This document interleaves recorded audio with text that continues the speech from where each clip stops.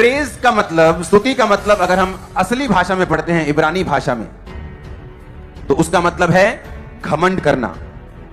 यानी जब किसी ने ये वर्ड लिखा, जब इब्रानी भाषा में बाइबल लिखी गई कि यहोवा की स्तुति करो, तो स्तुति का मतलब था कि अपनी भावनाओं को जोरदार तरीकों से और गंभीर तरीकों से व्यक्त करना।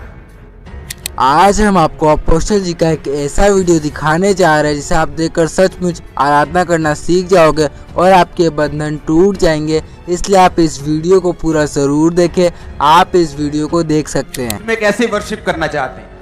आपके कपड़े सीधे हों, ऐसे पूरे।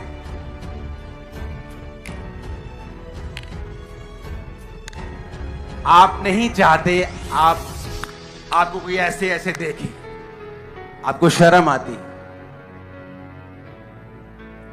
कई चर्चिस ने बोला तेज ताली नहीं बजानी, लेकिन रियल वर्शिप यह है कि जब आप रियल वचन कहता है, हलाल का मतलब है, इब्रानी भाषा में का यह शब्द है कि जब आप रियल में वर्शिप करेंगे तो आप फूलिश की तरह नजर आएंगे, मूर्ख की तरह नजर आएंगे। आप ऊंचे स्वर में करेंगे हालेलुया, आप ऊंचे स्वर में गाएंगे। लोग कहेंगे इनको क्या हो, परमेश्वर तो सुनता ही है। अगर मैं ऐसे बोलूंगा हालेलुया, तो वो तो ऐसे भी सुनता है। Oh, praise God. तो ऐसे भी वर्शिप कर सकते हैं, लेकिन वचन ये नहीं कहता। एक आवाज में, ऊंची आवाज में, गंभीर आवाज में, या एक अपनी भावनाओं को जोरदार तरीकों से व्यक्त करना, इसे बोलते हैं स्तुति करना। स्तुति का मतलब क्या है? सिर्फ गाना नहीं। अगर आज आप स्तुति का मतलब समझ जाएंगे, उसके आगे है धन्यवाद करो, पहले स्तुति करो। स्तुति का मतलब क्या? To praise something very much, गंभीर स्वर से, ऊंचे स्वर से अपनी भावनाओं को व्यक्त करना।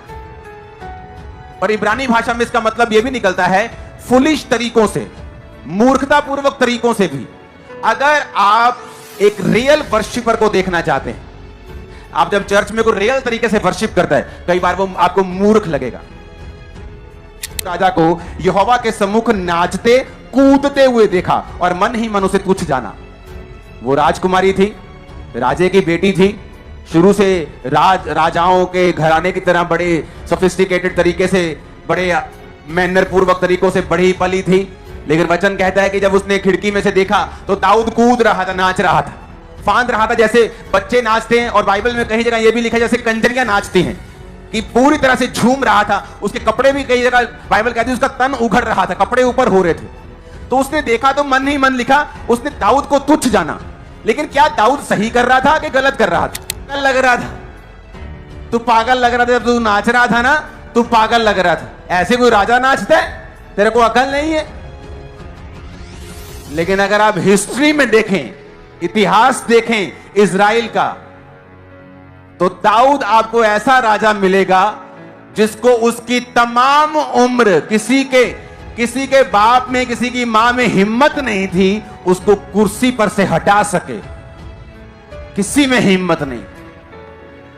कोई मिस्री, कोई रोमी, कोई आ जाए, कोई जो भी था उसके जमाने में, जो भी उसका एडवर्सरी था, फलिस्ती हो कोई हो, आप पढ़ लेना क्या था। किसी में हिम्मत नहीं थी दाऊद को कुर्सी से उठा सके, क्योंकि वो ऊंचा उसे किसने किया था? यहोवा ने। क्यों? क्योंकि वो यहोवा के सामने जब स्तुति करता था तो बच्चों की तरह ऊंची आवाज में। रेव का मतलब है to praise something very much. जब आप रेव पार्ट में जाते हैं, वो इलेक्ट्रॉनिक गिटार के साथ ड्रंग ड्रंग ड्रंग पूरा झूम लेते हैं। अगर यूथ अपनी पार्टी में संसारिक चीजों के साथ ऐसा कर सकता है, तो चर्च में क्या बीमारी है कि आप नहीं कर सकते?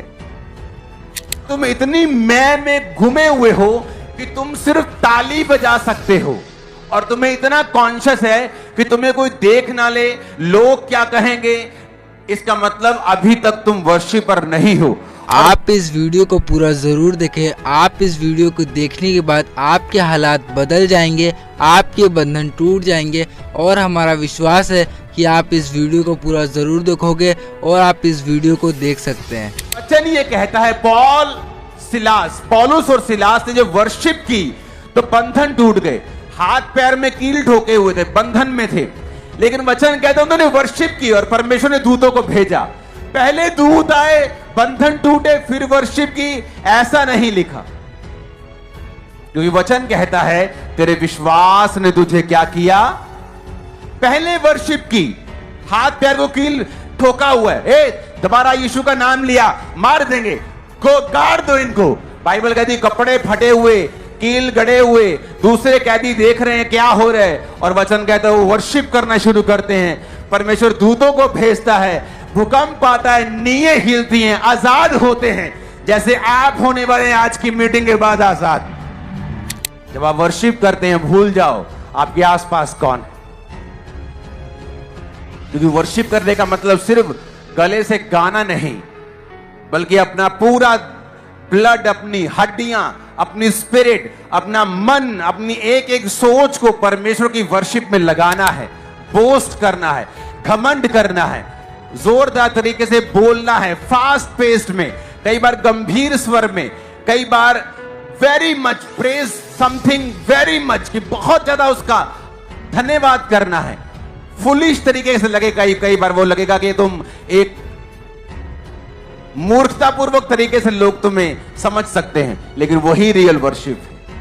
आप इस वीडियो को छोड़कर ना जाए, आप इस वीडियो को पूरा ज़रूर देखें। जैसा कि आपने वीडियो में देखा कैसे अंकुर नल्ला जी ने वर्शिप करने का सही तरीका बताया, और हमारा विश्वास है आप भी दाऊद के जैसे वर्शिप करोगे और फिर आपकी परिस्थितियाँ बदलेगी, आपके बंधन टूटेंगे। और आप इस वीडियो को लाइक करें और हमारे यूट्यूब चैनल को सब्सक्राइब कर ले। क्या पता प्रभु यीशु मसीह का एक सामर्थी वचन आपकी पूरी ज़िंदगी बदल दे। परमेश्वर आपको आशीष दे।